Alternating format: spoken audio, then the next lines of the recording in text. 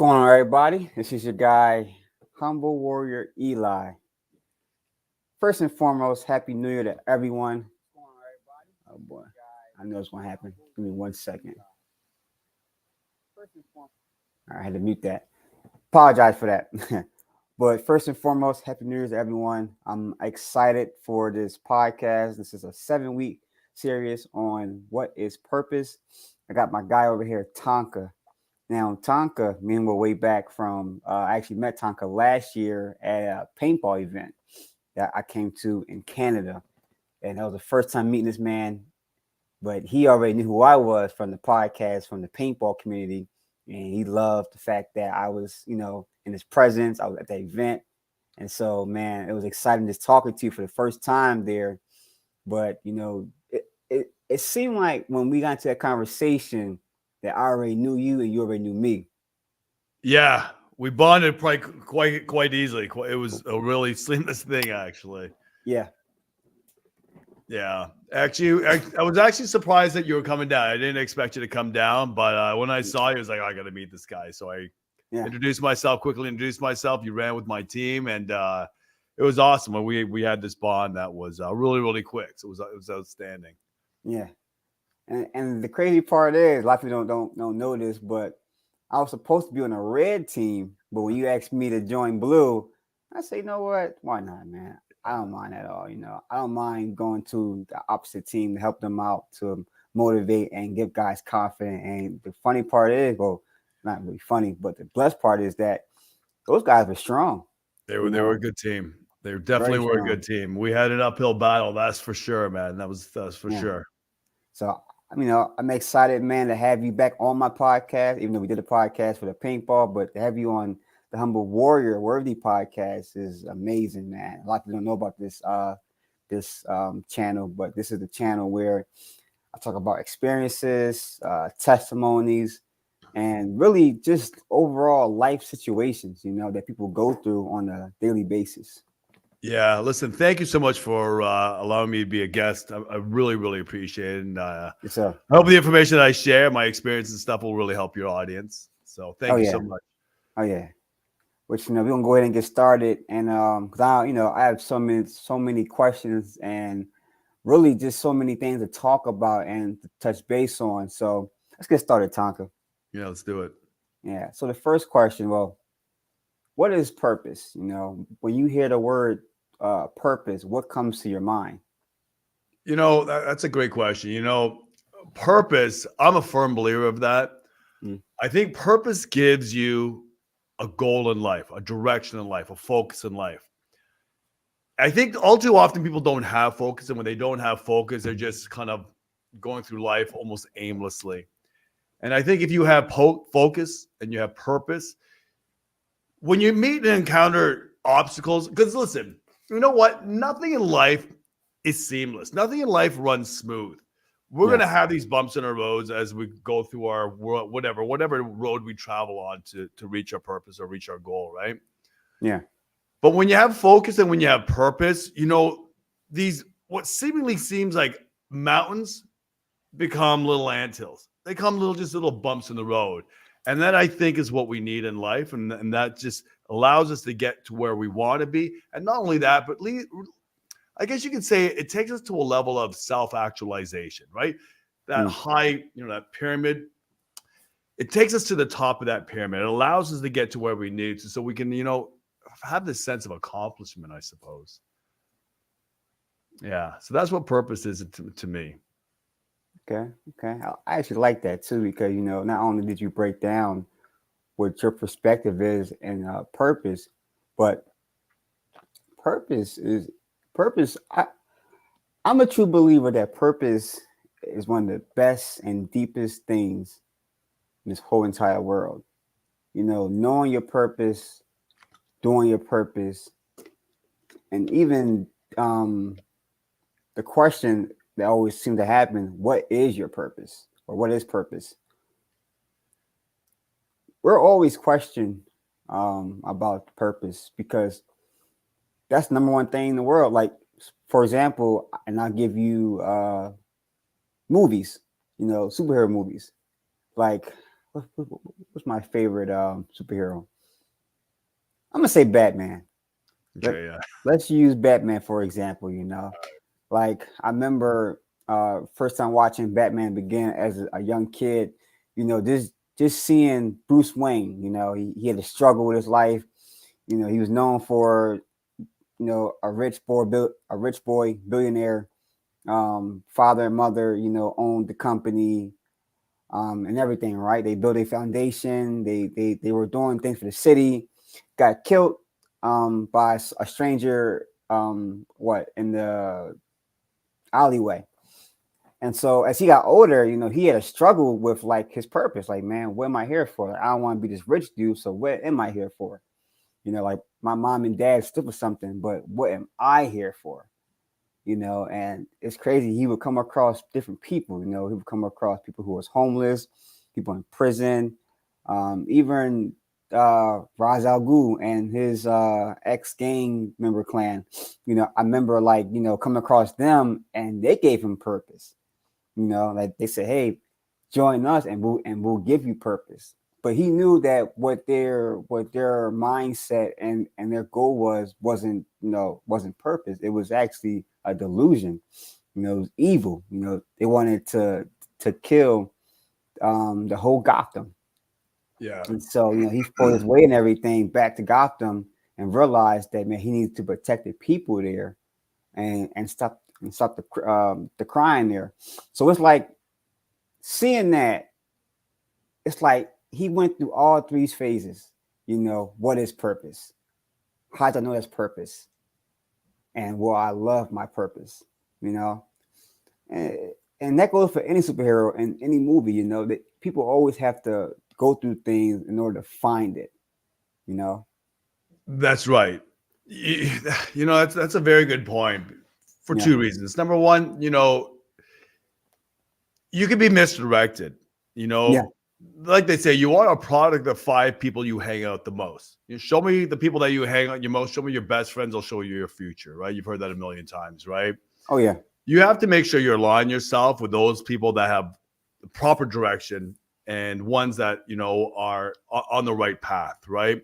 It is so easy, especially if you feel that you're kind of given a raw hand, maybe your parents were alcoholics, maybe, I don't know, you were in prison or whatever, right? It is easy to fall into the trap of, I'm a loser. I've been dealt this bad hand, and I'm only allowed, I should only be aligned with these bad people. And they take you down the wrong road. But you have to understand, and I always say, you're not a product of your past. You're not a product of your previous things that you've done. You're a product of your future. And your future is really, really wide open, right? So, you have to figure out which path you're going down. And if you're going down the wrong path and there's negativity associated, you just have to correct course, right? And you have to always go to the side that's good in a sense, right? And sometimes it can be an uphill battle. Sometimes you're fighting these demons. Sometimes you have these psychological barriers that are preventing you from going to the direction that you need to go to become prosperous, to help others and so on and so forth. And sometimes what you have to do, you have to abandon the bad influence. You're really, really close friends. Because if your close friends are not the ones that are conducive to your success and helping others and so on and so forth, and taking you down a pathway that's more constructive and it'll take you to a level of success that you've always wanted, then you have to abandon that. And I did that. I had a friend, we were like this, man. And I have a very strong work ethic. This friend didn't have a very strong work ethic. They did things in their job that I didn't agree with. And we were really, really tight. And I actually had to abandon that particular friend because it was too negative for me. I didn't want it bringing me down. And it was tough, but you know what? In the end, it was the best decision. And the other thing is, in regards to purpose, don't think that right off the bat, if you're young, say you're 16, 15, 18, teen, whatever, young adult, that you need to find your purpose right away. You might not necessarily find it right away, right? Yeah. It might happen later on down the road. So what I always tell people is keep your ear to the ground, keep your eyes open. Keep your eyes open, look around. It is so easy, especially today with modern technology of TikTok and social media, YouTube shorts, and all this stuff, right? To keep yourself focused on these nonsense things like TikTok. I mean, you get into this trap. You're scrolling through TikTok. Yeah. Within what seems like a second, already a half an hour has passed. That's why on my phone, I don't have any games. I don't have TikTok. I definitely don't have TikTok. I don't have any social media. The only one I have is Instagram, because you're only on it for a few minutes, right? Yeah. But you got to get rid of all these things that are, putting blinders on you. And then, eventually you'll find your purpose. It'll come, right? But always keep your eyes open for that. And then once you find it, it'll click, man. And when it clicks, you're good to go, So do Can I tell one story, actually? Oh, yeah. Go ahead.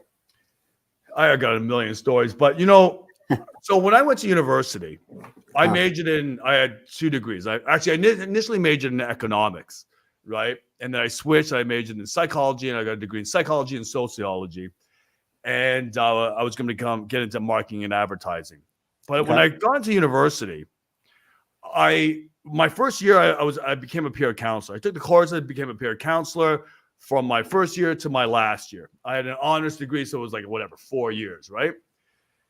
And I figured, what? I always liked helping people, but I'm going to get to marketing and advertising. And then when I get into marketing and advertising, then I'll maybe become a big brother and help people in another aspect, right? Right. And then it was my last year university. Literally, I handed in my thesis, and it was literally, I don't know, last couple of days. And I was talking to a fellow counselor. I said, listen, what are you up to? What are you doing after you graduate? She said, I'm going to become a chiropractor. Dude, I'm a chiropractor right now, right? I had no clue what a chiropractor was. None. Yeah. So I say, so tell me about it. So she told me about it.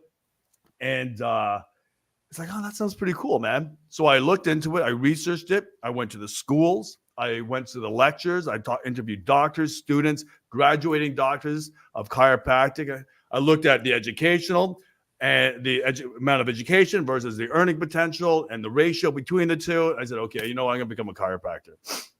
And so I said, okay, you know what I'm going to do? I'm going to apply to one school. If I get accepted, I'll become a chiropractor. If I don't, then I'll figure it out from there. So it was basically what I'm trying to say is my last year at university is when I decided to become a chiropractor. And I said, this is what I need to do. This is my passion. This is what I need to do. So I went back to school. And I got my sciences, then I got into university, and then, chiropractic college. And then I opened up a single clinic. And then within 22 months, I had 8 clinics right across Canada. I had 6 in 6 in Ontario, then to 1 in Nova Scotia, 1 in Manitoba, and we were expanding thereafter. Then I quit and then started to become a coach, right? But so what I'm trying to say was my last university that I decided that this is my purpose. This is what I need to do. Yeah. So it doesn't necessarily have to come right away. Yeah. But if you keep your eyes open and your ears to the ground, you'll find out what you need to do and how to do it. That gateway to get to where you need to get to, right? Yeah. It's crazy. I mean, I hear your story. All I hear is focus, commitment, and consistency. Yeah, man. And also passion. You were very passionate about being a chiropractor. Yeah. You have to stay focused. Okay, here's something else. I could, my life's an open book, and I could talk about my past, my kind of crazy, wild past. Yeah. Whatever you want to talk about, I'll talk about. It embarrasses me, but I don't care. Whatever, right? If it helps your audience, it helps your audience, right? But I tell you, so I got into marketing and advertising. That's my goal, right? So I didn't have a science background. I took some basic courses and so on and so forth to get into chiropractic college. So when I had my orientation, when I had to go in and have an interview with the doctor there, and if I passed the interview, I would have got accepted, right? Yeah. So I did my interview or whatever. Then I went to the cafeteria with my parents, and I saw these guys studying. They were studying neurology and the neural pathways and all that sort of stuff. Yeah. And I'm like, God damn, I have no clue what this is all about, man. What am I getting myself into? Yeah. It's I don't know if I'm going to, but you know what? I didn't have any real background in anatomy and all that sort of stuff, but I stayed focused. Where other guys that had a great science background, they were going out and partying and socializing. I shut down the library every single night. Every single night, right after class, I hit the library, shut it down. Even I knew the staff by name. They were saying, Richard, what the hell are you still doing here? Right? But I grinded. And then I got into whatever the honor society, I think it was called like Sigma Phi Omega Honor Society, whatever, for great marks or whatever, right? That's meaningless. But what I'm trying to say is I went in not knowing really anything, but I stayed focused. Where other people went out and partied and all that sort of stuff, I just grinded, and then I became whatever I became, right? So you gotta stay focused. It's the short of it all. You gotta stay focused, man. But you believed in yourself. You know, most people don't believe in themselves. You know, and that can be a very big challenge. I do believe in fear. People do fear that they want to do something. They want to go this route. They want to make the changes, but they're scared to take that big step. And that big step could be two things. It could either lead you where you're supposed to be, or it can misguide you and take you to a different course, and you have to go all the way around. And so it's funny we say all this. I have a fortune cookie give me one of these things, and I'm like, let me just try. I haven't had one in years. So it says here, don't be afraid to take a big step. You can't cross a charm in 2 small jumps. So I said, wow. So as I read that, you know, you can't be afraid to take that big step. You know? Yeah. Can I say something about fear? Oh, yeah. So I got a bunch of tattoos on my back, right? Mm. One of the tattoos goes from shoulder to shoulder. And as a paraphrase from one of the most famous business books ever written. Actually, all the tattoos on my back are motivational tattoos. But anyways, it's a book that every successful entrepreneur, pretty much every successful entrepreneur has ever read. And it's called Who Moved My Cheese? And it's written in a format that a grade schooler could understand. Okay. One of the lines in that book said, what would you do if you weren't afraid? So what I have tattooed on my back to kind of shrink it up there is decisions without fear. Because listen, people want to achieve these different things, whatever their goals may be, their lofty goals or whatever they may be, right? The problem is what hinders them is fear. Yeah. So the book says, listen, if you took fear out of the decision-making process, if you took it out of the equation, what would you do? Well, if you took fear out of the equation, you'd move forward with it, right? Oh, yeah. And fear could be fear of failure, fear of success, fear of what your friends and family will say. But if you get rid of that, you'll move forward. So you got to make decisions without fear, because fear will often hinder you, right? Get rid of fear. It's useless. It's pointless. Don't make rash decisions. You got to make calculated decisions. You know, I'm going to tell you something. So I have 5 kids, right? And listen, I used to party real hard, man. My life was I lived a very, very fast life. Yeah. So much so that my friends said I would never get married. I was the kind of guy that would never get married, never have kids, right? But here I am, 5 kids. You know, when you have 5 mouths to feed, you get kind of worried about things. You don't want to make really bad decisions because, you know, you could lose your house. You can take food away from them, right? Yeah. So I've made some pretty ballsy decisions, and thankfully they've worked out for me. But if I thought that, sorry, I don't mean this way. If I think that, you know what, if I take this chance, you know, I could lose it all and I might not be able to feed my kids. Oh, yeah. But what I do is I imagine I don't have a family. I don't have kids. It's just me. Because if I think I had those kids, I had that fear in my head, I won't make this decision to take that risk. So you got to get risk out of the equation and move forward. And I tell you, all the success lies out of your comfort zone. Oh, yeah. All the success lies out of your comfort. So if you stay within the confines of your comfort zone, you're going to get nowhere. You're going to just be complacent. You're going to stay in your little lot of life, and you're not going to leave. Just get to where you want to be. Have the whatever. The luxuries are the things that you always want. You're never going to have it, right? So it's funny you say. It's funny you say this. You know, you brought up your family and everything. I remember about 2 years ago, I did a speaking engagement at a Christian school, right? And I remember the quote that I share with, cause it was a father and son event, and they asked me to speak for about 20 minutes. I nailed it. Didn't even realize I nailed it, but they told me, hey man, you did a great, amazing job, and I'll never forget. I said the quote here by Denzel Washington: "Pain is passed down from father to son, from son to daughter. If you don't share any good with them, how do you expect them to be good in the world or good in life?" And that was one of the deepest quotes I've ever shared with a father and a son. And I'll never forget just looking at some of the kids there who was about between the ages of 10 to 14. I think, no, I'm sorry, 9 to 14. It was very young. Most of them, you could tell they was emotional. There was tears coming out. Some of them were trying to hide it. Even fathers and grandfathers who was there, who was very emotional after I said that. And I sat next to a man who was a grandfather, who's a grandfather, and he had two of his grandsons there. He said, "Man, what you said hit me." He was like, "A lot of people don't understand how deep that is." And you're right. Pain do pass down from father to son. He said, my grandson here, he said his father, doesn't even want no parts of him. But he know who he is, but he's afraid because of the pain that he brought at one point to his son.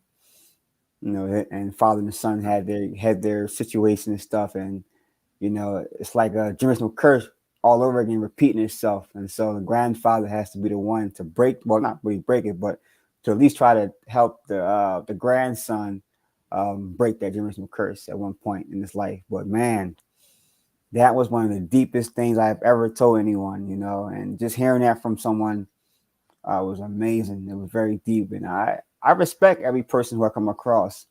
I always encourage people, to share the goodness with their father, because I had a father who shared goodness with me, who shared goodness with all my siblings. Doesn't matter what happened or what went on in the household. He always shared goodness with us. He always gave us something. And I always tell people to honor their mother and father by doing right in life and treating other people right, because you never know who's watching you. You never know who's going through things, and life can curve you any way if you don't bring that goodness out. That's a very, very good point, because I'm a big believer in karma. Karma, if you don't know or people don't know, that whatever you do out good will come back. Whatever you do bad will come back, right? Yeah. And my other thing is, my philosophy in life is to be able to sleep well at night. If you have guilt, if you do things wrong, if you do things bad, when you're about to go to bed, when everything's quiet, it's when your brain races, right? And if you do things bad, then you get this anxiety, you can't sleep properly, right? Listen, I'm not a saint. We all do bad things here and there, but you obviously want to keep that to a minimum. But always try to do right. Clear your mind, do good things. Just, what I always tell my kids when we go camping is this: when we go camping and go find a campsite, leave the site better than when you found it. Right? Just like living here, man. Leave this. Listen, we're here for a very short period of time. Leave this planet better than how you found it, right? Be good. Be good to others. Sometimes it's hard. I can confidently say I've never screwed anybody over. I'll always try to help people as much as I possibly can. Everybody has their limits, right? But I always try to do my best. I always try just to be a good person, right? Sometimes I falter here and there. That's just human nature, right? Yeah. But by and large, you always want to do as best as you possibly can, because you know what? It will come back to you. Some way or another, it will come back to you, right? And you want to lead a life of integrity, right? Man, there's a quote. I'm trying to think of this quote. Oh my God. We on the money tonight. There's a quote that I heard maybe a while back. Um, I gotta find it. I don't even want to mess it up. I have to find this quote, man. You know, I'm trying. It's somewhere in my brain, but it's so much stuff in here. I'm trying to find this. I gotta find this quote. Lay it But on me, man. it was so deep that it really had me thinking about life, about my family, just people in general. You know, we come across. It literally had me going crazy.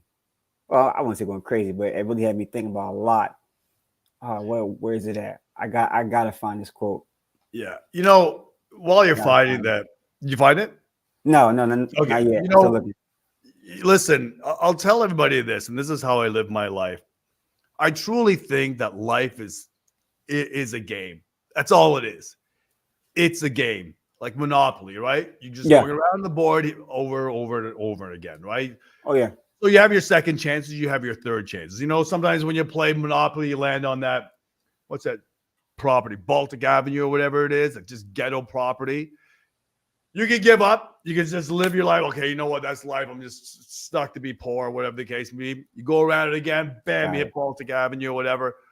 One day, with persistence, you're going around again, you hit Park Avenue, man.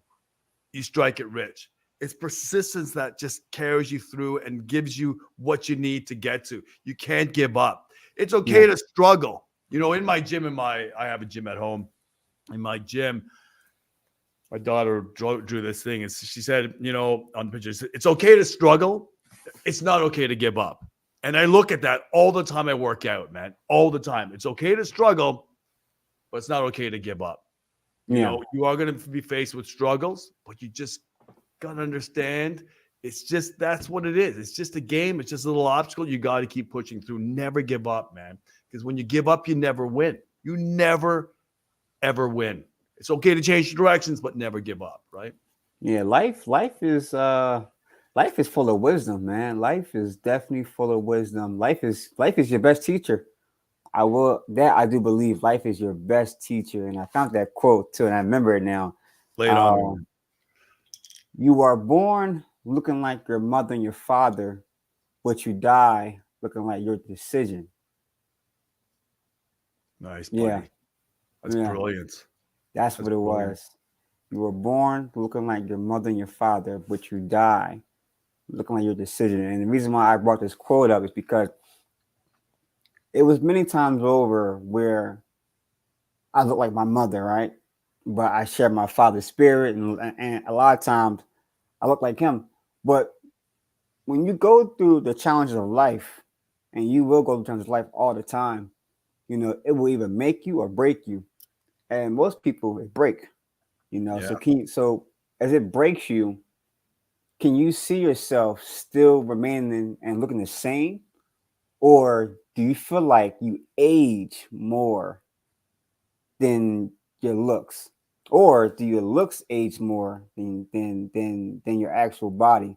And what I mean by that is like, you know, most people, and I always say the spirit, like most people's spirit breaks. So when their spirit breaks, it's like they don't even look like they're 20. Like, all right, you could be 21 years old or 22 years old or 30 years old and look 50, 60. You Yeah. know, like Jesus, what happened to you?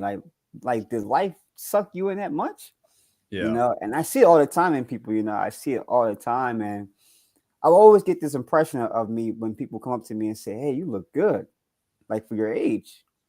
So thank you. And when I see other people, it's like life hits them. You know, it's like, man, life is just draining them. Yeah. Listen, man, everybody has their breaking point. You know, I like to think of myself as a pretty strong guy, but we all have our breaking points. And, you know, I've gone through some really, really, really tough times in life, right? Oh yeah. And you know, I don't get emotional. I don't really cry or anything like that. I mean, I do periodically, I guess, here and there. But I remember this one time, like things really hit the fan, man. Like really. And I broke down. And I'll tell you the story. You want to hear the story? Okay. So when I first had my practice, right, when I first graduated, I bought a practice of a doctor, and it was doing well. And then it didn't do well within whatever, very short period of time. I was coached by these doctors that were teaching me how to run a practice and how to communicate to patients and so on and so forth. And now, again, I have a degree in psychology and sociology. So I knew what they were kind of teaching me was the wrong approach. But I said, okay, I'll listen to these guys or whatever, right? So anyways, long story short, the clinic went under and, well, it was going under. Yeah. And I almost lost my house. We didn't have money to pay for the clinic, the rent. We didn't have. So what happened was I called my bank. I had a good report, a good credit rating, all that. So I called my bank. I said, listen, man, I need a quick injection of capital. He said, how much do you want? I need 20 grand. I said, okay, we'll give you 20 grand. We need it back in a month. We need it back in 30 days. Keep in mind, I'm poor, right? Yeah. So I had the real estate agent come to my house. Okay, we'll sell our house. The real estate agent said, you know what? You got a beautiful house. We had the model home. Said, we can sell it fast. We can make some money. And, as a doctor, right? I put a lot of time and effort in studying. I put a lot of money into studying. And, I took all these extra courses. And it's like, shit, man, I should be doing well, man. I'm a doctor. I should be doing well. Here I am, about to lose everything. And I broke down and cried, man. It was embarrassing, but whatever. I broke down and cried. I promptly excused myself. So I was in my kitchen with my wife and my real estate agent. And I excused myself and went to the bathroom, cleaned myself up, came back. Actually, before I came back out, I stopped. And I looked in the mirror and said, screw this. I'm going to do it my way. I'm going to position my clinic. I'm going to change everything up. I'm going to change the way I communicate to patients based on how I know I should. So I went back into the kitchen and I said to the real estate agent, I want to apologize for wasting your time. We're not going to sell the house. My wife's mouth dropped open. It's like, Richard, what the hell are you talking about? I said, it's okay. Yeah. So I excused the guy when he left. So I could have like said, you know what? I'm going to sell everything. I'm going to give it up and I'll figure something out. I'll just be whatever, Joe, whatever. I could just something else, right? But I changed my ways.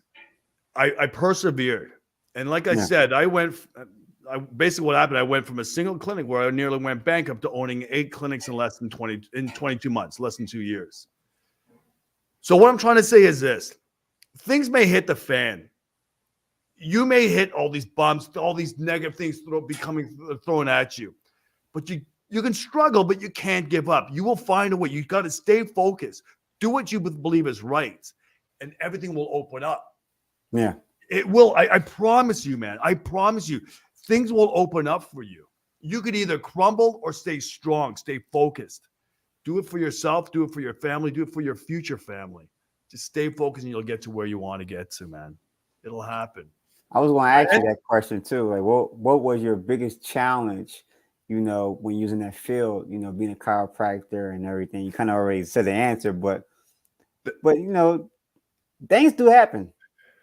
Things do happen. And that's just, listen, let me say one other thing. I know I'm probably talking too much and I'm rambling on. No, you're fine, bro. Okay, listen. There's no such thing as good luck and there's no such thing as bad luck. People often say, oh, you know what? My life sucks. If it wasn't for bad luck, I'd have no luck at all, right? Yeah. You've heard that before. Listen, understand that there's no such thing as good luck and there's no such thing as bad luck. The world is neutral. The world doesn't care about you. It's not going to give you something good and it's not going to take away something or give you something bad. They're neutral life events. How you handle it will determine your outcome, whether it's good luck or bad luck. Okay. Yeah. So I had all this crap hit me. I could have screw it. I said, you know what? This is my lot in life. This is whatever. This is what was given to me. My life sucks. No, man. It just happened to me. Life is a game. We talked about it before. Life is a game. I'm just going to go around the Monopoly board again. And this time I'm going to win. I'm going to figure out how to win. So don't think about good luck, bad luck. Just neutral events that you have to engage in, and how you handle those events is what will determine your outcome. That's it. Life is simple. Don't make it complicated. Believe me. Listen, I'm going to tell you something else. I'm going to tell you a bit about my past. I had a good upbringing, Yeah. right? I had great parents. I went to high school, university, chiropractic, all that. I got into the party scene hard, man. Yeah. Anything you could imagine that happens in a party scene, I did. I don't want to get into too much detail unless you want me to get into too. But I went down a crazy path, right? Yeah. And here I am. I got a successful practice. Okay, I'm doing whatever. I do okay. So I went from down here to wherever I'm at now. Yeah. So it doesn't matter what your life is. I'm telling you from experience, man. I'm no one special. I'm not smart. People think, oh, Richard, you're so smart. I'm not, dude. I'm not smart. I'm just an average dude. The difference is I stay focused. I work hard. I do what I need to do to become where I want to get to. That's it, man. I'm no smarter than anybody else. Yeah. I have the drive to do what I need to do. Anybody can do what I do. Anybody. It doesn't matter who you are, where you're from, how much money you have, what your educational level is. You can achieve anything, literally anything you want, if you just move forward, man. That's it. You're literally this far away from massive success. Everybody is. You're literally days potentially. Maybe you're just right around the corner from massive success. You just got to take the steps to get there. That's it. So do you feel like when people are about to give up, something is right there around that corner waiting for them for victory? It is, man. It is. Don't give up. You could be right there. It's okay to kind of change lanes to a certain degree. Okay. It's okay to change lanes, but you don't want to give up on your general direction. But you could be this close to massive success. Listen, like I said, man, I'm no special. I'm no one special. Yeah. But I went from nearly going bankrupt, losing everything, to having 8 clinics. The doctors that I was coaching and was teaching, they were all, by and large, they were older than me. They were more experienced than me.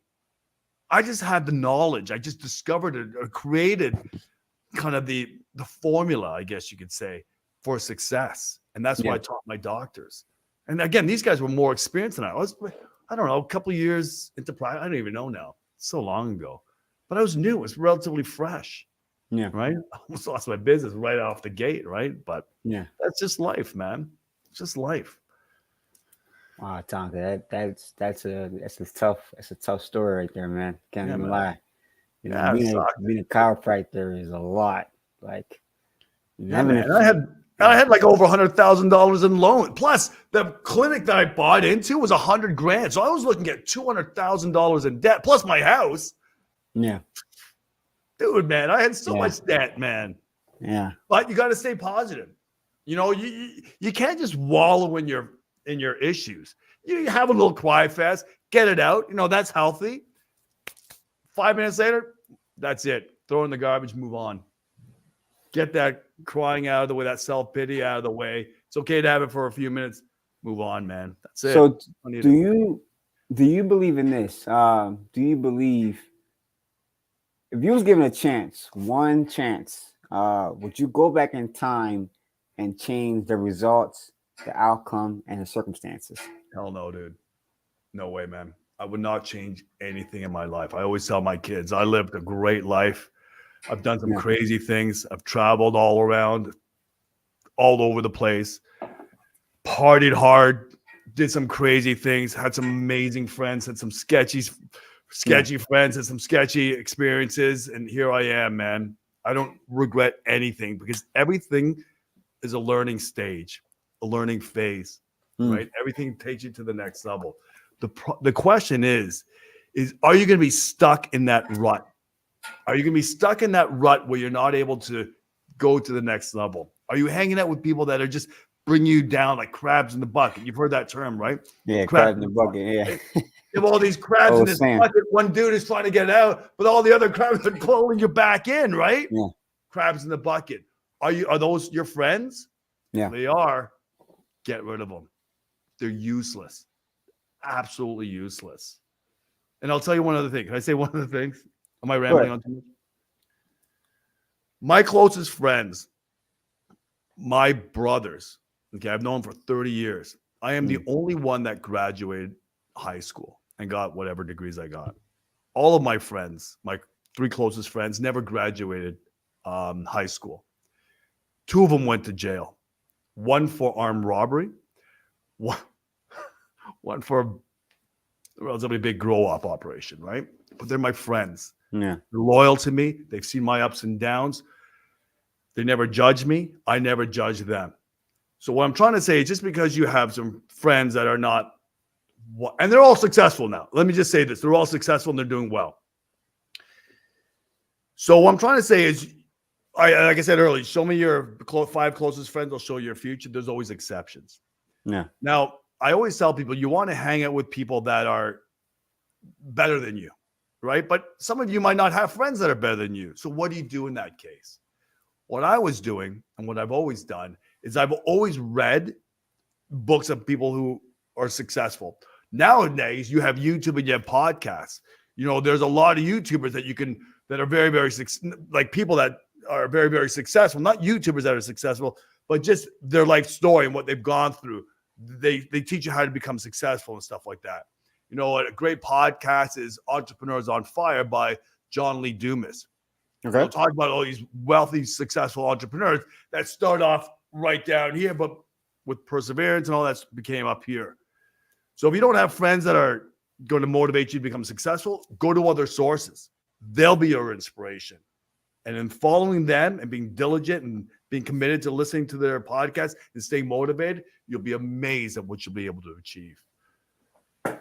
I agree with that, Tonka. You know, I once heard that same quote from Bob Proctor, who said the same thing a couple of years back. Actually, he said this about maybe 30 years ago.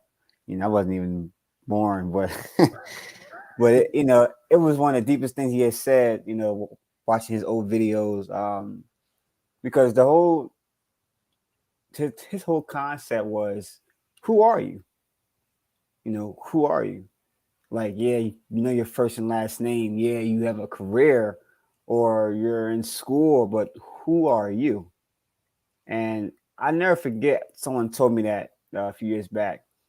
When I was working at the hospital, I was just like, I was a floor technician. You know, I remember one of the guys I worked with, had said the same thing. He said, who are you? And so I told him, you know, my name. He said, all right, well, who are you? So I said, okay, well, you want to know a little bit more about me. So I told him, like, hey, I'm in school. You know, I worked multiple jobs, had multiple incomes.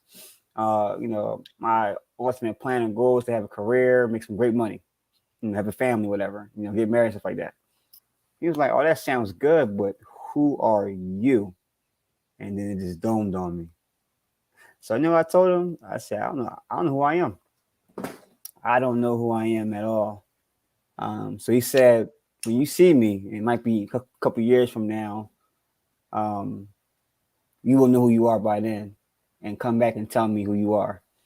And so now that, you know, and this happened had been about 4 years ago now, I know who I am. I know who I am. And it was only through my relationship with Christ. You know, I'm a big believer in Christ. Always have been, always will be. And a lot of times you will go through challenges, right, in life. And like I said earlier, it's going to make you or break you. And so most of the challenges the biggest challenge I've ever went through was being racially profiled by police, you know, up in Montgomery County and Willow Grove, PA. And I'll never forget, you know, just that situation itself, let alone, I didn't think I was going to be arrested. You know, I didn't even do anything wrong. You know, I'm trying to help someone who was in a car accident who could possibly be dead or, you know, unconscious, whatever. I don't know. But the fact that I tried to make it to that car accident, that scene, and then I never got there, and the police somehow stopped me because they accused me of being a suspect, you know, because of who I am and what I had on at that night. that was the most craziest challenge I've ever faced. And to be honest with you, Tonka, I didn't think I was gonna make it. I tell you that I didn't think I was gonna make it. You know, I had no camera out there, no video was on me, so that cop could do whatever he wanted to if he wanted to that night, and probably would have said, "Oh, he threatened me or he tried to take my gun." So he could have did anything, so anything to get out of the situation. But I was very humble enough and very respectful, you know, to answer his questions. Even patient enough to be handcuffed for about a half an hour. You know, I never was handcuffed for anything. You know, I never was handcuffed for anything. Never got locked up for anything. So it's like being in that situation was just super weird. It was very, it was. I was very angry, but I realized that, you know, in that situation it wasn't about me. You know, it was never about me. The Right. whole purpose of that situation was to have faith, was to put God first, stay humble at all times, be a warrior, have a warrior mindset, and know your worth. And so, um, while they try to process me and try to, I say interrogate, they didn't put their hands on me, but they try to, I don't know, give me all kind of stuff in the book, whatever. But I wasn't falling for it, you know, because I always believed that I was innocent. I was innocent for things like that. You know, I had no business or no reason to lie about anything. Right. I didn't even have my license at the time. So that was the funniest part. I never had my license. So, you know, it was weird how all that played out. But that was all God, bro. That was all God, man. And that's in that situation, you know, I got a lawyer that, you know, for free represented me. You know, he didn't even want me to pay anything. He just said, "Hey, man, this is a tragic situation you're in. I want to help you." He said, "Because I know 1000%, I believe your story. You know, I don't like why would they lock you up knowing that they have no proven evidence and they So let you you were go?" locked up. You were locked up. No. I wasn't locked up, but they Okay. wanted to, but you know they couldn't because they didn't have no evidence or proof or no fingerprints on me. So it's like Right. you Right. can't Right. lock him up because he has nothing to show for. So um, they did try to say like, hey, if you're found guilty or whatever, or you plead guilty, you will be getting locked up. So of course I plead not guilty. Um, and I went on my life. You know, I went on my life and had to wait like maybe 2 months for the court case and everything. But in the midst of all that happening to me, God revealed to me something that I have never seen before. And I spent my life running from Christ, running from God. I'm going to be honest with you. Like I'm one of those guys. I love science. You know, I'm a science person. I will always be a science person. Yeah. Yeah. You know, I try to stay away from certain things, but you know, God just wouldn't let me. And so I had to go through that in order to see what he wanted me to see in the midst of those 4 months. Um, I had a lawyer for free. I had people behind me. You know, and a lot of them felt bad for what I was going through. And I said, please don't feel bad. Please don't feel bad. Please don't look at it at any kind of circumstance or way. Just stay positive. Right. You know, just stay positive, stay prayed up, stay strong. You know, just support me. It's all I ever need is just support. Right. And I'll never forget, Tonka. I will never forget this, man. In the midst of those 3 months, I was calling my lawyer, right, just to check on the status of everything. This guy calls me back. He calls me back on September the 27th of 2017. Man, that was a life changing day for me. It was at 1 p.m. I was just on break, lunch break, and I called him. He said, "Hey, I was just about to call you because I have great news." I said, "Well, what's the great news?" He said, "Man, your case is over. It's withdrawn." He's Nice. like, "Man, they withdraw the case, you know, so you're good." He said, "Man, you know, and the news and everything wanted to interview me. And one of the Wow. biggest things I told him was, well, one of the biggest quotes that I gave them was, God won't put you in a situation that you can't handle." Yeah. Yeah. Yeah. So Let me ask you a question on that. Oh, yeah. So after being arrested or whatever happened, falsely Yeah. accused and all that sort of stuff, Yeah. going through all this that you had gone through, obviously it's quite stressful and obviously you're innocent and all that. Did that change your perspective on police officers in general? That's a great question. Wow. No. And I'll tell you. I'm going to say no. That's what I figured you were going to say. But let me ask you prior to that. Yeah. Did you have a negative opinion of cops or did you have a positive opinion of cops? I still have a positive opinion on them. I Good. never I was never negative towards any police officers, man. I don't care if they're racist. I don't care what they are. I never was racist towards them or racist towards me. I'm the type of person, man. I look at the good in people. See, I knew you were going to answer that way. You know why I knew you were going to answer that way? I know, and it's because you have strength of character. You have strength of character. It is easy. Like you hear all the news that black guys get arrested for this and that, and you can fall into the trap. You know what? Cops are racist and all that sort of stuff. Yeah. And there are good cops and bad cops, just like there are in any kind of occupation, any kind of industry. But you have strength of character to realize that although that was a bad situation, I would never justify what happened.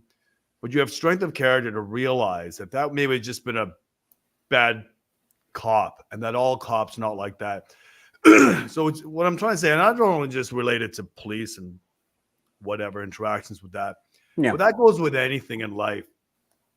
You know, we talked about it on a previous podcast about the law of non-resistance, right? Which is the thing that I always believe in. And that is when things get in your way, obstacles get in your way, you don't want to focus all your energy on that negativity. Instead, you just go around it, right? You negotiate around it. So you could be a one that person, you know what? This happened to me. You know what? This sucks. And this is whatever. You can dwell on that.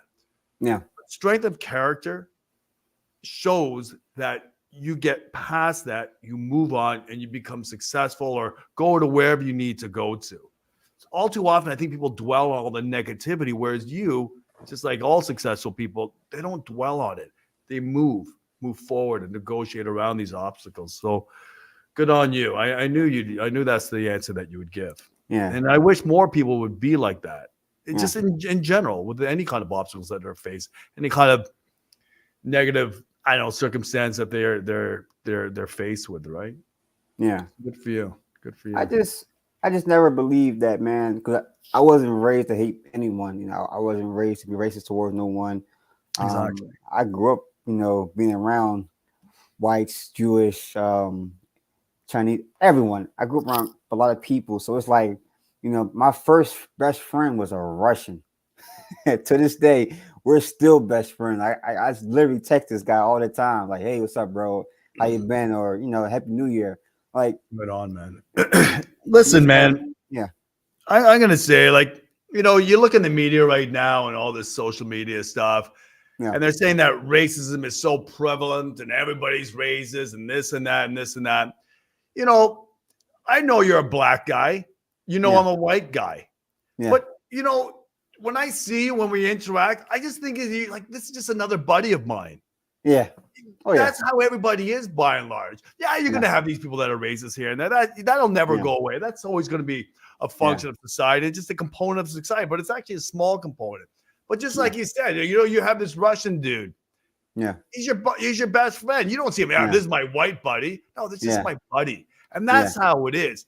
People are more similar than they are unalike, right? Or dissimilar, right? We're all just one group of people, just different colors, but we're all by and large alike, right? Yeah. Again, we have more similarities than not, right? Yeah. So good for you, buddy. That's We're what we're all the same, man. We're all equal. I always believe we're all equal. We're all the same. No one is bigger or no one is more greater. So exactly. That's we're just all in this world fighting it out, trying to become successful, trying to just be happy, right? We're all in this big boat together, and that's just all it is, man. Yeah. Yeah. And that's part of the reason why, man, I always go by these 3 core values every single day for the rest of my life. Character, purpose, vision. Nice, These man. three things that you have to go by each and every day is character, purpose, and vision. Good man. That's You good. know. I'm gonna write that down. Actually, Yeah. actually, really, really good, man. Yeah. And that's part of the reason why, Humble Warrior Worthy became a clothing line after my testimony. I don't even call this a profile, but a lot of people don't know that story as well. But that was a known story for years, still is known story. Like, I was in the news and everything of It's crazy, WHYY. man. Yeah, That must it be a was big all thing, over. man. It was super huge that I had people from North Carolina, Baltimore, New York, like different states, probably Canada too. They was all reaching out to me. They was all commenting on Crazy, my man. social media. Like it Yeah, was a yeah. huge thing. But me personally, I didn't look at it as, like I said, risky profile. I looked at it as that was purpose. God gave me a purpose because my voice, and trust me, I was not a huge person of speaking. I never wanted to speak to no one. I was barely speaking to people, like, groups and stuff. And I believe that, man, God gave me this testimony to use for my voice. So Yeah. when people hear me speak, they can see the character, like you said, in me. Like you Yeah. say, man, you have a strong character. You do, man. You Yeah, really do. You really, really do, man. yeah, And I'm not just saying that to say that, but you really, really do, man. yeah, yeah. And that's part of the reason why, like, I have to be strong for people out here because you never know who's watching you to see if you're Exactly. going to fail, if you're going to I don't know, go back to what you was doing in the past, or you're going to keep that character to the point where when they see you doing great things and they see you staying true to yourself, they start to become true to themselves and start to level themselves up and become the person that they're meant to be. Yeah. Yeah. You want to be a role model, man. Like I said Yeah, earlier, man, it's okay to struggle. It's not okay to give up, man. So you yeah, just got to keep pushing through. So, I mean, especially, you know what, if you were on that big stage where, it went across the stage and your story was, people will see that and they will get motivated. And, when, you having these podcasts, like you said before the show and stuff like that, you having this podcast with the world kind of upside down, things kind of going sideways, you know what? There's a lot of people that just don't see light at the end of the tunnel right now. no, So you're doing a massive, massive service to your community and the greater community because you're showing that there is light at the end of the tunnel. There is hope, despite all the negativity that you might hear in the media, man. People yeah, need this now, your message, now more than ever. oh yeah, So you being so articulate the way you are and being positive the way you are and being the role model that you are, I tell you, man, you're going to be changing lives by the hundreds, man. Because this podcast doesn't just end here today as this podcast ends. It's going to go on to eternity. It's going to be online. People are going to catch this podcast. They're going to listen to what you have to say. They're going to be inspired and they're going to get to levels that they never thought possible, right? yeah. Right. So yeah, you're like the perfect person for this role, man. It's crazy, Tonka. I hear it all the time from people, man. That's how I know it's the truth that comes out. Like I heard it. I probably heard this probably 1,000 times by now. No lie. And There you go, man. There's your purpose right there, man. oh yeah, You have a big, yeah, you got a big purpose, man. yeah. But I'm humble though. I'm I'm sorry. very, I'm humble. Yeah, you are. Very But humble. in that humility brings great strength and influence, man. Yeah, I'm telling you, you have great influence, and people will follow you, man. People will follow you. yeah. Purpose. What is purpose? That's man. Life can hit you with so many things, but once God and people reveal to you your purpose, I think that's a different. That's a game changer. I want to say. Yeah, 100%, man. Yeah, 100%. it's a huge game changer. And then, you know, you don't do the things that you used to do. Like I'll be real with you. I don't even party no more, man. I stopped. Good. Like I was partying all last year from like January to September, and I stopped, man. Yeah. But what happened was I got into an accident. August. Yep, August 18th. Well, I'm sorry, August 20th of 2023. I got into a huge accident, man. I was playing paintball Saturday with my cousin, and we went to the paintball field. I was making videos and stuff as usual, content, and playing with people. And he said, "Hey, man, let's go out tonight and party." I said, "Sure." First time partying with my own cousin, who I just found out who was my blood cousin. Oh wow.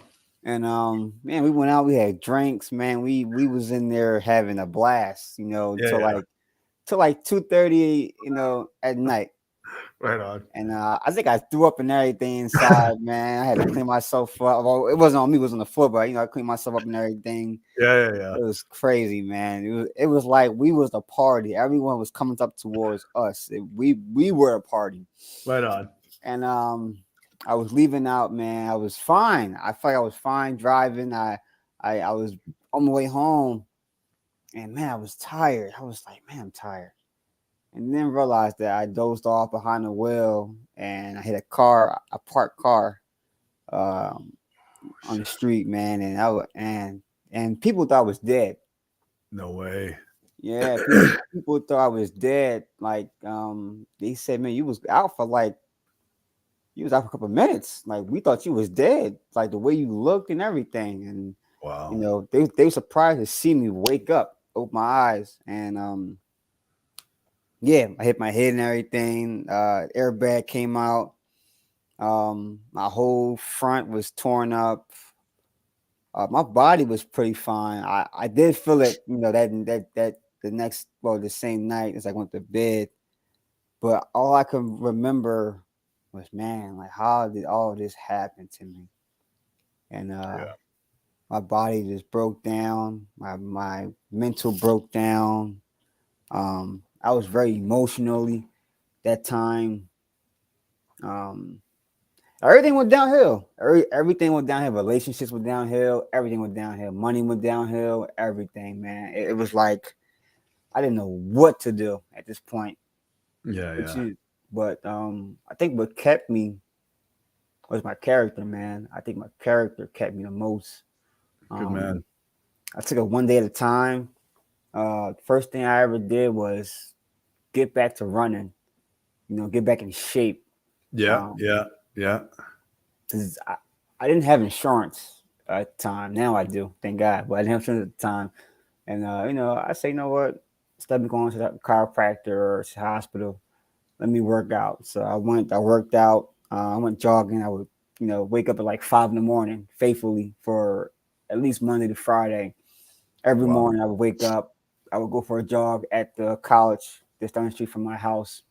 Come back, do push-ups, lift weights, take a shower, fix a nice good meal, then hop right out on my computer and get right to my business website and everything up. I even got sponsored by MCS, Modern Combat Sports. Shout out to the founder there. Nice. Well. Great company, man. Yeah, so many things started happening after the breakthrough happened, because I needed to be isolated from everyone. I needed to be by myself. I needed to be alone. Yeah. So I went back to being a lone wolf. That's how it all started. I was a lone wolf like back in 2021. That was my first ever like breakthrough I've ever had in my life, man. I was going through with family and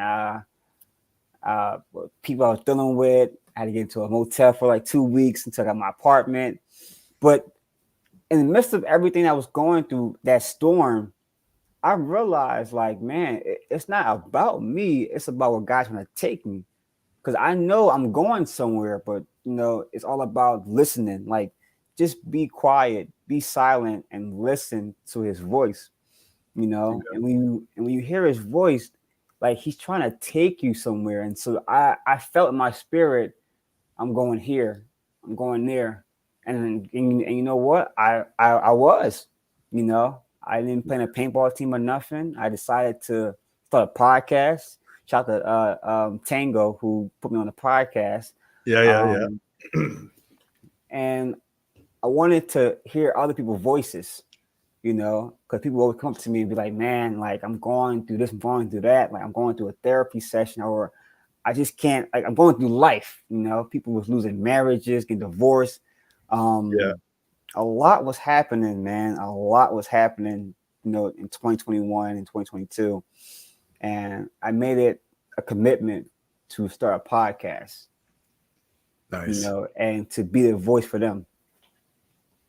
Good for you, man. Good for Yeah. you. You know what? Listen, like I was saying earlier, man, we all have our ups Yeah. and downs in life. If everything ran smoothly, everybody, everybody in the world would be successful. It doesn't work like that, man. No. It just, man, listen, things happened. You Yeah. made a mistake. What you banged it up. You're correct. You just move on and you're correct. That's it, man. I've been in some crazy situations myself, man.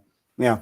I could have crumbled as well, man. We all have. No one gets off scot-free unless they inherit like $1 million from their whatever great grandparents. Yeah. Even then they have problems, man. Yeah. Nothing in life is smooth. That's just the way life is, man. If you expect it to be smooth and then you encounter a problem, that's when you get really screwed over, man, because you just expect you have this what do you call it? Just feel entitled, right? That everything should run smoothly for me. The fact of the matter is, the reality is, it doesn't, man. Yeah. Things happen. Don't base your future on your past, and don't base just anything on your past, man. The past is your past, man. That's it, man. And Just don't repeat it. things just don't happen to you. Things happen for you. 100%, man. That's Things a good way of happen saying for that. you, man. So, you know, I stay with that quote forever now. You know, Yeah. I do believe things happen for you, to make room, make space, to be isolated, and to finally go the direction you're supposed to go. So I'm excited, bro. You know, Yeah, man. for 2024, man. This is going to be one of the best years of my life, There it for is, your man. life, and for everyone else's life on this stream right now. 100%, man. 100%. It's a new Yeah. year. New things will happen. Great things will happen, man. It's just Yeah. life, man. And I'm excited, man. And you know what? I'll tell you why. It's all about breaking generational curses. You gotta break generational curses in order to move forward in your life, man. So whatever weakness that you have in you, you gotta stop it now before it gets worse later. So 100%. and I'll give you an example. My biggest weakness was drinking. Like, man, when I tell you I would drink. And I would drink because the pain inside of me was affected. Like, I'm gonna be real. I had so much pain inside me for years and years and years as a youth, until now. And so, like, I would just drink the pain away, you know, just so it can like numb it, you know. Like, I don't even want to think about it. You know, I'm like, all right, now that I'm drinking, I'm wilding, I'm going crazy. But man, I'll never forget one day I was just tearing up, like, man, I shouldn't be doing this. Like, man, this is not good. Yeah. And you know, I had my time where I drunk for fun, but now it's like I'm in a different space now, man. Good man. Good. Different space. That's all you need to do, man. That's all you need to do. Tonga, like, man, you crazy? You just drinking like that, Dude, man. Like I said, man, me and my buddies, my 3 other buddies, which we're tight. Mm. We lived the real fast, crazy life, man. For Yeah. years after partying, I couldn't watch any kind of party movie. I couldn't watch any kind of party music, videos, nothing. I had all this anxiety. Yeah. Because the things I'd done, the things I've seen, wasn't good, man. But that's just history, man. It's just, Oh yeah. I don't regret it. I enjoyed it at the time. Yeah. I'm happy I did it. That's just the way life is, man. Yeah. Like, just bigger and better things, man. Just moving forward, baby. That's all that it comes down to, man. Yeah, because you know, there's always gonna be more challenges, man. Like that's the number one thing I think about a lot now. Yeah. Like the challenges that you had in your past is your past. You know, so if you dwell on that, can you imagine what's in front of you that's bigger than those challenges? Yeah, man. So, you know. And plus, you have good stories in the end, right? You always have good stories you can share with others, right? Oh, yeah. You lead a boring life, man. Life sucks, man. You can't live a boring life. You have to have fun. You're young. You're supposed to do things recklessly here and there, man. Yeah. If you don't, you just, man. I said, man, I've done some stupid things. And here I am, a doctor. Again, no one's special. Just plug it away, man. Don't worry about it. And look how you said it. You're a doctor now, Yeah. Not before, but now, which is amazing. Man, if I could do it, anybody can do it. Yeah. just gotta keep rolling forward, man. That's all it is. You gotta believe in yourself. That's 100%. probably the biggest thing. And I'll tell you what, Les Brown, one of the greatest speakers of all time. Look him up, Les Brown. I get all, whatever you get from me is from him. Right. Like that guy is the truth. Les Brown, I remember hearing him say this. He had a story where he was young. He's a twin brother.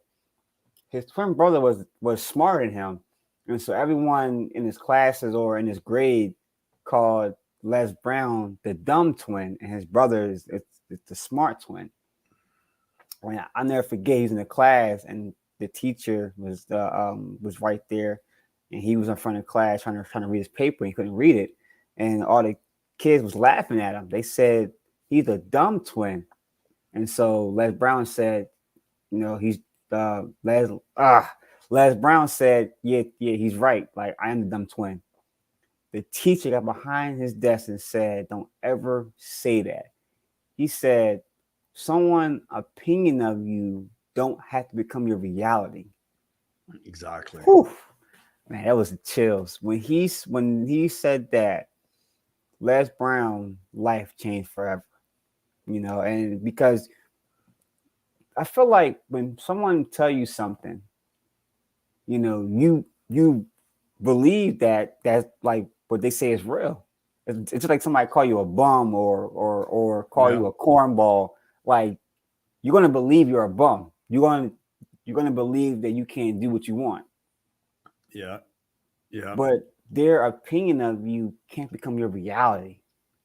And that's part of the reason why I always stay positive, as much as I possibly can, because I can't get mad at somebody for how they feel about me, like the only person that you can trust that will always believe in you is you. Everybody else that believes in you, that's a bonus. Yeah. You have to have, again, you have to believe in yourself. Yeah. Sometimes you have to fake it till you make it. It doesn't matter.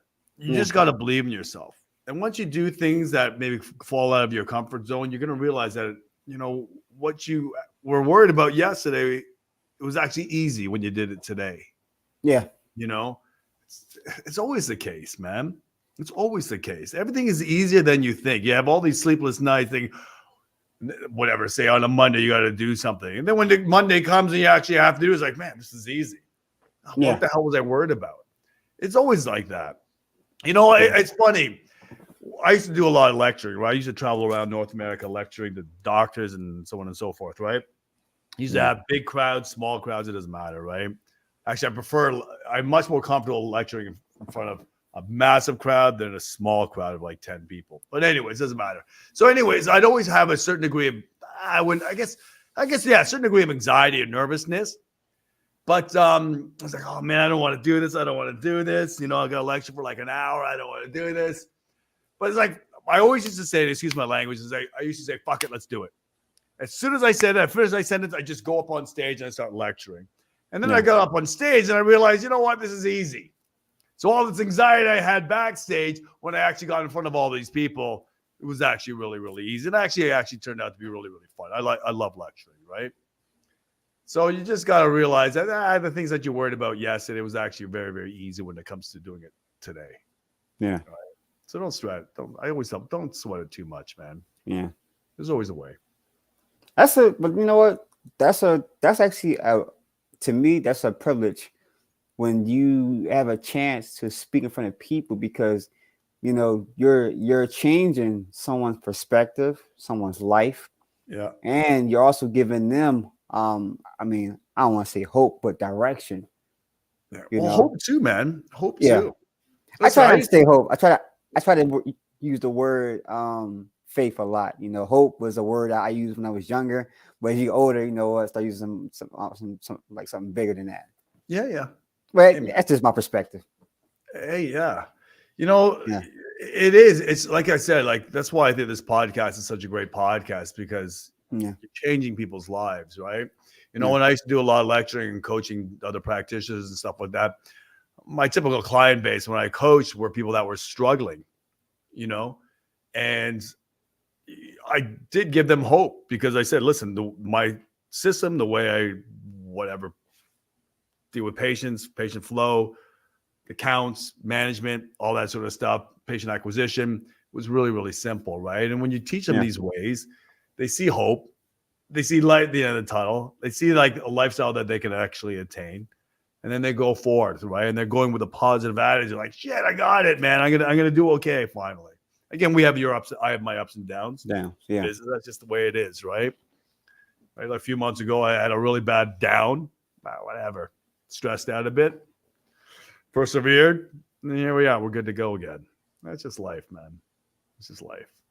Yeah. Life will hit you with so many curveballs, but you have to be the one to dodge those curveballs. I Yeah, believe that 100%. 100%, man.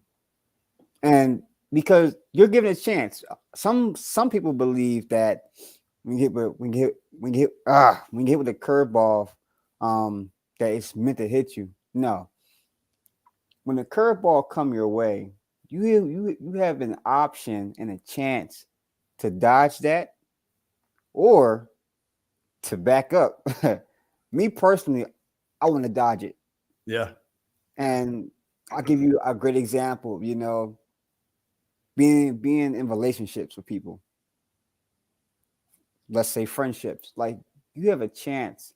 Like when someone give you that first red flag, that first sign, you have a chance to leave that person alone or stay with that person. If you stay with them, it's going to be more than what you think it is. It's going to be more red flags, more signs. If you dodge that person, if you know just move on, man, something greater is going to come even better.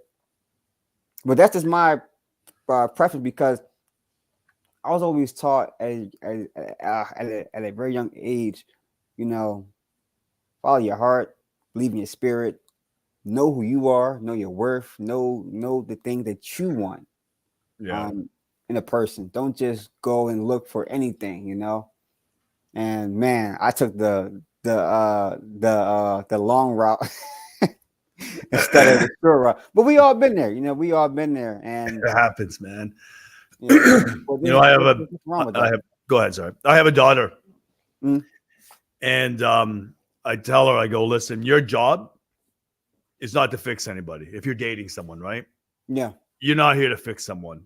yeah, What you are here for, if you have a relationship with, say, some guy or whatever, it doesn't matter what his income level is and stuff like that. If he's there, if he's motivated to succeed along with you and you're boosting each other up, that's what you want. You want a synergistic relationship. You don't want a parasitic relationship.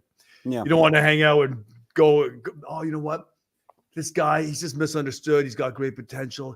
He's going to be okay. I'm going to nurture him back. That's a parasitic relationship. You don't want that. You got to yeah, get away from that nonsense. My daughter, if she doesn't like someone, gone in an instant. Better yeah, than me. yeah, yeah, Me and her like bang heads because we're very much alike. yeah. But she is very, very impressive. She was dating this guy. She really liked him. He did something that she didn't approve of, which I One almost killed time. him for. Oh, buddy, let me tell you, I almost killed the guy. Thank God it wasn't there. Anyways, Yeah, cut him off, yeah, bam, blocked him, no communication. He may have tried to communicate, which he probably was trying to communicate, to apologize, this and that. And like a light switch, bam, shuts him off, doesn't even think about him, moved on, whatever, man. You don't yeah, want a parasitic relationship. Not that that was a parasitic relationship. That just wasn't, he did something that I didn't approve of and she yeah, didn't approve of. So, yeah, so you got to get rid of negative fucking relationships, man. yeah. They're going to bring you down. Right. Yeah, some some will make you and some will break you. You know, Yeah. like that's another thing. You know, relationships will make you and break you, but you know, by you saying that, I can see that she followed and listened to you. That's the biggest thing in the world. I, you have to listen to your mother and your father because they know was best and what's best for you. Yeah. You Yeah. know, I didn't always listen to my mother and father when it comes to relationships. Until I got older and I realized that, man, they right. I gotta Happens go. all the time, man. I gotta go. It's just not worth it, you know. And you will see it for yourself, you know. And when you see it for yourself, that becomes your biggest lesson. Yeah. Listen, we all think we know better than our parents, right? Yeah. You know, I have a brother. He's 2 years older than me, just actually 22 months older than me. He was straight and narrow. We had Mm. both the same parents, same upbringing. I was kind of like the what do you call it, the black sheep of the family, right? I kind of Yeah. went in a not a very good direction, right? I Yeah. always knew I'd veer back. Oops. I always knew I'd veer back on course and all that sort of stuff. I just decided, you know what? I'm gonna go wild for a bit. Yeah. You know, while my parents taught me well enough, they put a backpack on me that allowed me to go back in the right direction. But he stayed on the straight and narrow. He's very, very successful. And I went sideways for a bit, but I went back on track again. That's just life, man. Yeah. You got to have your experiences. You can't think, oh, I shouldn't have done that. I'm an idiot. Nah, it happens, man. It's part of life, part of stories that you can share with others, right? Experiences Man, that you can have with others, right? I get this quote, man. There's a quote. Oh my god, you got me going in now. Let me see if I can find it.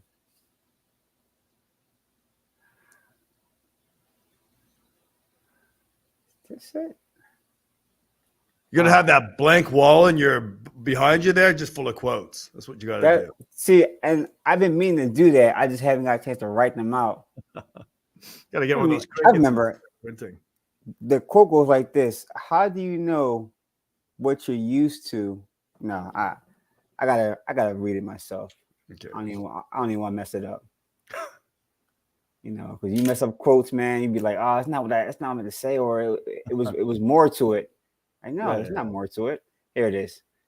Got it right here. It says here, try not to resist the change that comes your way. Instead, let life live through you. Do not worry that your life is turning upside down or not going the way you want it to. How do you know that the side you are used to is better than the one that's becoming? that's very good. That's very good, man. Yeah, and that rings Mm, true, man. yeah, It's very, very true. 100%, man. I gotta repeat that though. That was very deep. Try not to resist the change that come your way. Instead, let life live through you. Do not worry that your life is turning upside down or not going the way you want it to. How do you know that the side you are used to is better than the one that's becoming? Mm. Yeah. Now it just dawned on me. Yeah. You know, one of the tattoos I have on my back is an Asian characters, and it says change. You know, people often are apprehensive about change and holds people back, right? Yeah, But I always tell people embrace change. Change is good, right? yeah, So don't get used to your comfort level and all the things that you're used to, because you know what? Like I said earlier, all the success lies beyond your comfort zone, right? So things might be going a bit differently than what you expected, yeah. but in the end, it could be beneficial to you. You just have to embrace that change, right? Yeah. And you know what? My biggest accomplishment that I've ever had, living on my own. I remember working at a company, a wastewater company out in Westchester, PA. I was making great money there and everything. I met a great the owner, who is now my mentor, who I've been mentoring for, who been mentoring me for a while now. Um, I'll never forget the first time me and him spoke and had a conversation. He said, "Man, I don't see you working at my company." He said, "I see you in ministry. I see you doing great things with people, traveling. I see you helping others find their way back to them, or go a better direction, right? He was like, but that's just what I see. For some reason, I knew he was telling the truth. I knew he was right. Like, I didn't see no lies at all. And so I stayed there for about 4 months. I planned to stay. I was to stay longer, but things happened. And I'll never forget reaching out to him after I was let go for no reason by the person who was under me, who was giving me all kind of problems for time I was there, which was crazy. But I reached out to him, and I remember I wanted to further our relationship even better, and he agreed. And so I started my new job probably a month after, but before that, I had a speaking engagement at the Christian school that I spoke out of with the kids and the fathers and the sons. That same day, man, I got called for an interview, like right afterwards. I said, hey, I'm running a little late, but I will be there right now. I have a speaking engagement. He said, oh, you're good, you're good. Just come when you're done.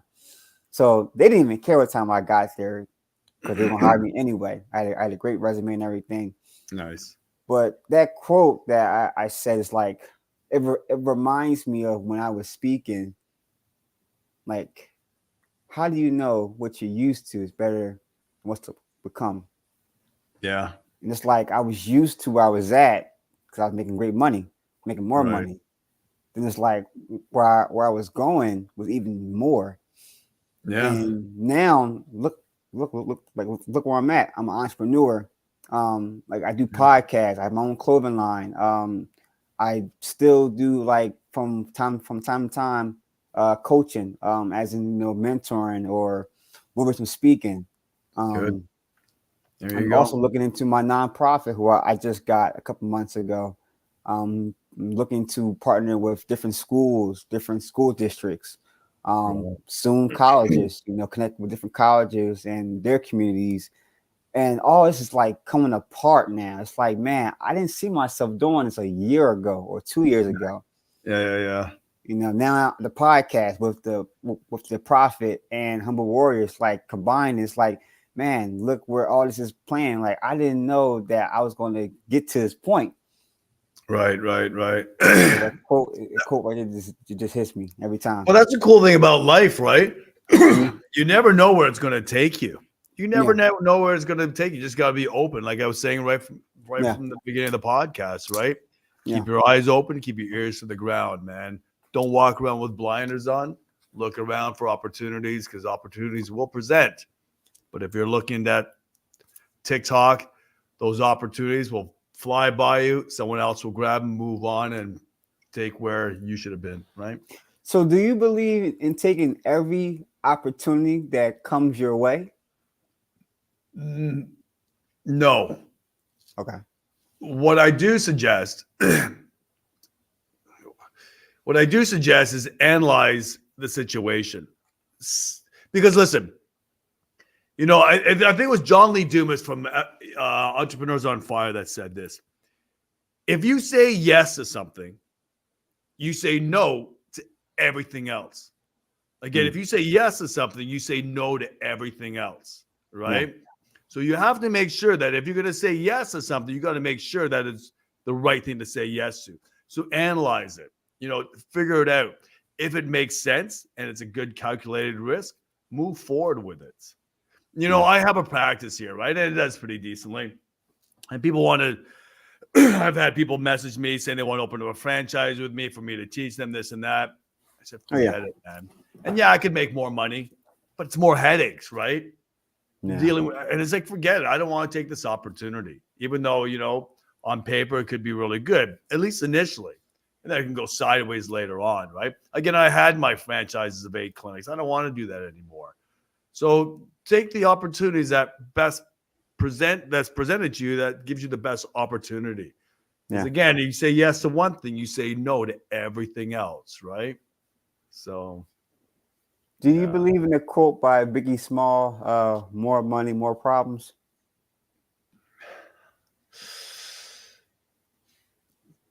No.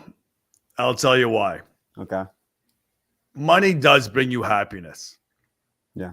Money brings you happiness. Anybody that says it doesn't give you happiness, get them out of your realm of influence, because it does 100%. I've been poor and I've been rich and I've been middle. And I'll tell you, being poor sucks. There's no happiness in being poor. All right. Yeah. Money brings happiness because it gives you freedom. Just because you have more money, it doesn't mean you're necessarily going to have more problems, man. If you're bottom, if you're like a Maslow's triangle where you have like, you don't have subsistence living, so you're broke and you're on the streets. Yeah. Let me tell you, you can have a lot of money and you have a shelter, right? So I wouldn't say that having a lot of money brings more problems. It just depends on how you manage things, man. Listen, I'm going to tell you something. Yeah. So before this house here, I lived in a house. It was quite large and kind of a nice area. There were politicians there, lawyers, doctors living in the same subdivision as me and all that sort of stuff. I just like the house, so I got it, right? Yeah. There's a guy that he was my best friend. He's my neighbor. He's dead now. He died in a motorcycle accident. But anyways, he's just a factory worker. I don't want to say just a factory worker, but he was a line worker, but he saved his money. But the problem was because I told him not to do this, but he would buy things to kind of keep up with everybody else, keeping up with the Joneses. And I said, don't do that. Save your money, you know? Yeah. So basically what he was doing, so he had these kids. I think he had 3 kids. And because he couldn't, so he spent all his money on all these commodity goods, right? But he couldn't take his kids out to go to a restaurant. So I would say, okay, guys, come with me. You know, I'm taking my family, my kids. Come with me. I'll take you out to a restaurant. So we go out, right? So they had no money. It's just, but anyways, he died, and sad situation. So just because you don't have money or you have a lot of money, it doesn't bring you more or bigger problems, man. You create the problems. You can keep those problems to a minimum, man. It's all a mindset. It's all discipline. Right? If you want to hear a story? Let me tell you one other thing. So I knew the head coach of the Raptors' wife. Okay, her name was Monica. So we would talk about basketball players, right? And so she knew Shaquille O'Neal, she knew Magic Johnson, she knew all these different. She went to their houses, and I think Shaquille O'Neal had like a 20,000 square foot house. And I'll tell you, if there's one guy that's going to heaven, I'll tell you right now, it's Shaquille O'Neal. Yeah, I agree. Just a beautiful, beautiful human being. Yeah. But anyways, so she was saying that the vast majority, I wouldn't say necessarily a vast majority, but a big percentage of basketball players, because a lot of them came from poor upbringings, right? So now they're making millions of dollars. So now they live this lavish lifestyle. She says the vast majority, a large majority, let's say, that end their career, whether it be from retirement, injury, or whatever, a lot of them go bankrupt and they actually go to jail and they lose everything. Why? Because they don't realize that after they quit basketball, their money stops. So they have this high, massive overhead, this monthly overhead, because they had the funds to pay for it because they were making millions while they're playing. But afterwards, they have no money. Yeah. It's only like Shaquille O'Neal and these guys that are constantly getting royalty checks from all their advertisements and all their endorsements. They can live this lavish lifestyle and continue because they have investments and so on and so forth, right? They own like 50 stores. Sorry? Shaquille O'Neal. I said he owns like 50 stores, though. Dude, the guy is brilliant, man. Yeah, probably more than that. He is one of the, I mean, I don't know him personally, obviously, but from what I've heard about him, man, the guy is a saint. Like, he's just out to help people, to be good to people, to leave the planet better than how we found it, right? So, so these guys are making millions, but then they inevitably lose it all, right? But again, they didn't have to be like that. You know, it's just mindset. Stop spending money, you know? Yeah. Live within, just be sensible with things. So no, not go. I know I ramble on, but no, more money is not more problems or bigger problems. Not at all. I'm glad you put that into perspective, because, I once believed in that quote, until I realized that I don't believe in it, and because I had to go through my own experience of that. I'll never forget. I got the biggest check of my life, which was 26,000. Well, no, I'm not sorry, not 26,000. It was actually 20,000 in settlement, and I had 5,000 already saved up. This was like I had been about 20, 20. Yeah, I was 20 years old, man. Yeah, 20 years old, all that money. And I was Nice. working like 3 jobs. And it was an accident I got into a while back, like probably 2 years before that, and I got in settlement from that. Plus the savings and of course money, whatever I already had. And I remember like spending a lot of money, bro. Like I was partying, I was going after hours, I was going to Sixers games, I was doing all kind of stuff, man. It was like I was living. I felt like I was living, man, like Yeah. females and everything. And I never forget, like, man, I never helped anyone. I never gave anyone back anything. It was like I was selfish. And Yeah. so You were young. uh yeah, I was young, but I knew better. Yeah. I wasn't raised to be like that. Be selfish like that. And so I said to myself, the next time that happens, like I get big money, I want to help someone. So last year was when I mean my first profit in my business was 16,000. And I Nice. remember like helping people. I would give out like little food and stuff. I would buy meals or Good for you. Good get for you, man. kids shoes or whatever. Like just small things, small things. But I was doing it from bottom of my heart, and even now I still do. Like now, even though I don't got that kind of money now, but it's like I help people constantly whenever I come across them. You Yeah. know, and that's what it's about, man. It's about giving back. Yeah. Oh yeah. Give back. Yeah, 100%, man. And it'll come back to you. It'll come back to you. What's the thing?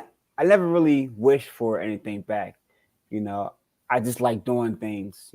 Just because it's the right thing to do. I True. always been a believer. Like if you um do right by others, God will do right by you, Yeah. which Yeah. is a true quote.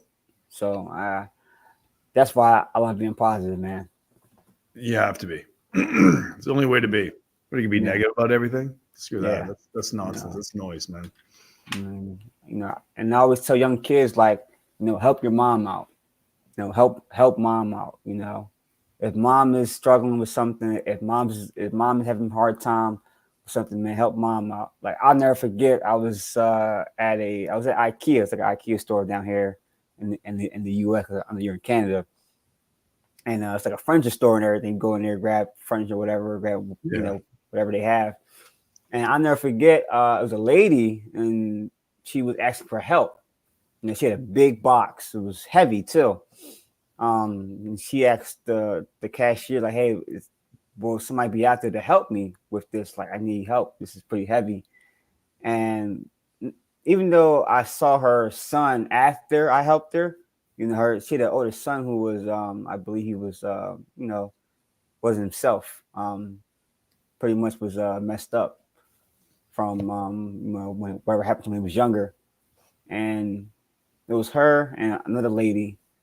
And so I saw one dude walk past, and he just looked and didn't even help. And so I stopped what I was doing, which was I had 2 mattresses in my truck. I went over there and I said, "Hey, let me get this for you." And I went and grabbed it for her and put it in her car and make sure it was in there properly and closed down her back. But she Yeah. said, "Thank you. Like that means a lot. Like I appreciate that." And it's like, help someone, man. You don't know what they're going through. Yeah. Like you can see that her son is autism, or something like that. I can't really say what it was, but you can see something is wrong, Right. Right. and you just never know what someone is going through in their mind or on a daily basis. Because I'm just going to assume that she wishes she can help. She can help. That her son can help her. Right. These kind of things, but it's so hard because I know she's been taking care of her son all his life. Yeah. Like that. So that's one of the toughest things, man, that I see parents go through, and it's very hard for me because it's like, man, that's tough. Like you never know what somebody is going through. It's true, man. It's true. Got to walk a mile in their shoes, man. Yeah. So Yeah, stay encouraged, everybody. 100%, You know, 100%. stay encouraged and help everybody. But hey, man, we've been on this podcast for about an hour and 39 minutes, man. This is crazy. Time flies, man. I didn't really realize it, but I don't want to keep you too long, Tonka. Sure. I do got one more question for you, man. And Yeah. the question is, if someone is watching this podcast, and they hear your voice, they hear your stories, they know what you're going through or what you already been through and how you accomplish your challenges, what encouragement would you give them? Just this, and this is what I live by, that everything always works out. Everything always works out. You can't have this laissez-faire attitude thing, like, like just I can kick back and it'll happen to me. You have to take the steps, put things in motion to make it happen. Yeah. I promise you, man. I promise you that if you stay focused and you keep moving forward, you stop not focusing on the negativity, just keep moving forward, everything will always work out. I promise you that. Without a shadow of a doubt, everything will always work out. It may not seem it at the time, and you might hit some hurdles, but just beyond those hurdles, you're going to find you'll get to where you need to get to, where you want to get to. So everything works out, is what I'd say. And it's going to be okay. It's going to be okay. Wow. That was deep, Tonka. Right, I always appreciate, man, what you say and what you do, man. And I'm glad that I got a chance to bring you back on my podcast. You are definitely one of my favorite guys, man, in Canada.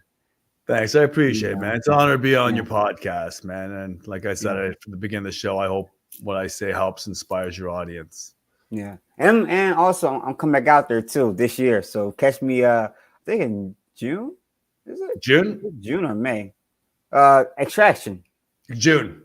Yeah, all right. I will definitely be out there, man. They made me squad leader, so I'm excited for that. Nice. That's awesome, man. It's gonna be great. I'm bringing a ref. For that event, man. Trust me, we're not going to lose that fight. Looks like you're going against me then, big guy. I want against you? Oh, man. Right. I want to go That's against good. You played with me. You ran with me last time. We'll go against each other this time, man. I love playing with you, though, Tonka. You are, listen, if anyone don't know much about paintball, this is the guy right here that you want to be side by side with. Thanks, he's a true warrior. He is someone, man, who's encouraging and uplifting. Like, he uplifts guys when they are at their lowest. I have seen him in my own eyes. I have seen you do this, man, and it's a great experience to be side by side with you. On the field, man, like on the actual battlefield. And people don't know, like, paintball isn't just, kids and parents coming out. Like, we actually have go to war with guys who are really, experts, pros. Oh, yeah. A lot of adults, man. A lot of pretty much a majority of it's adults, eh? Yeah. And people always think that, I'm like this top prophet wolf, whatever. No, I'm just a regular guy that loves the sport. I'm nothing special at all. I just love the sport, man. I always give my flowers to Tango, to Wolf Paintball. I give my flowers to Blackout. All these great guys who gave me the game, and I just happened to run with it and make it into my own game. Exactly, man. Yep, you definitely are well known up here. That's for sure, man. You're too kind, Tonka. I'm not too known out there. Yeah, you are. You're too kind, man. But your clothing line, anyone who wants to cop his purchase, Tonka, if you don't mind sharing your website with them and everything, your YouTube channel and stuff. I just go to tonkatactical.com, all logo inspired paintball merch. Best quality, highest quality, and free shipping. And if you sign up, you can get a 10% discount. So I'm just modifying the site right now, but still live, and you can get anything you want there. So thank you so much for allowing me to make that plug there. Yeah, I still need my hoodie, man. I've been. Yes, I still have that. It's in my office.